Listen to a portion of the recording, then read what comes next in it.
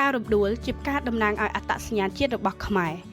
ផ្ការំដួលមានក្លិនក្រអូបស្រទន់ជាពិសេសនៅពេលល្ងាចនិងមានពណ៌ស្រស់ស្អាតតែមិនឆើតឆាយដោយសារតែភាពតាក់ទាញទាំងនេះហើយទើបចាប់បុរាណខ្មែរតែងតែប្រដូចស្រីក្រមុំទៅលើផ្ការំដួលដែលមានក្លិនក្រអូបសម្រស់ស្រស់ស្អាតនិងមានចរិយាស្រគត់ស្រគំគួរជាទីបាតី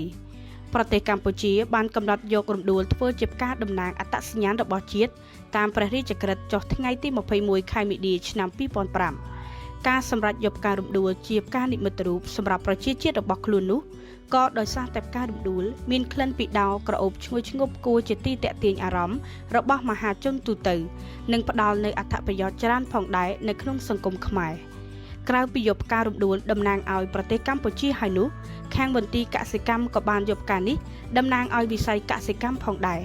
ដូច្នេះប្រជាជនខ្មែរគ្រប់រូបពិសេសយុវវ័យខ្មែរទាំងអស់ចូលចងចាំនិងធ្វើខ្លួនឲ្យមានក្លិនក្រអូបនិងស្រស់ស្អាតដូចជាផ្ការំដួលដែលតំណាងឲ្យប្រទេសក៏ដូចជាខ្លួនផ្ទាល់រំដួលជាប្រភេទរុក្ខជាតិមានកម្ពស់ពី8ទៅ12ម៉ែត្រដើមមានសម្បកពណ៌ត្នោតលឿងស្ថិតនៅជាប្រភេទស្លឹកតូចដុះឆ្លាស់គ្នាផ្ការំដួលមានពណ៌លឿងសក្លិនភាយបានឆ្ងាយចោលក្លិននៅពេលរសៀលនិងពេលប្រលប់ជាទូទៅរំដួលចេញផ្កាពីខែធ្នូដល់ខែមីនាផ្លែរបស់រំដួលជាចង្កោម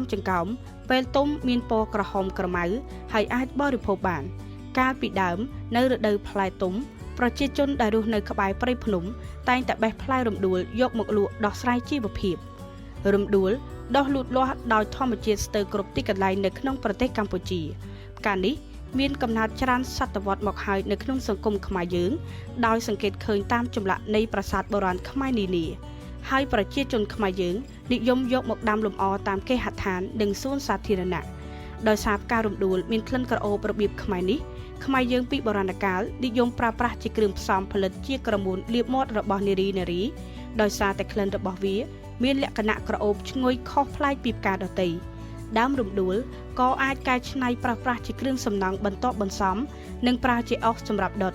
និងអាចប្រើជាគ្រឿងផ្សំជាថ្នាំបុរាណបានយ៉ាងច្រើនមុខនិងប្រើសម្រាប់ប្រយោជន៍ដល់ប្រជាពលរដ្ឋខ្មែរច្រើនយ៉ាងផងដែរ